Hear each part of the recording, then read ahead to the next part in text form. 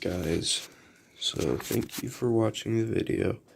If you would like a tutorial on how to do this, please comment, and yeah, that's about all I have to say. Thanks for watching.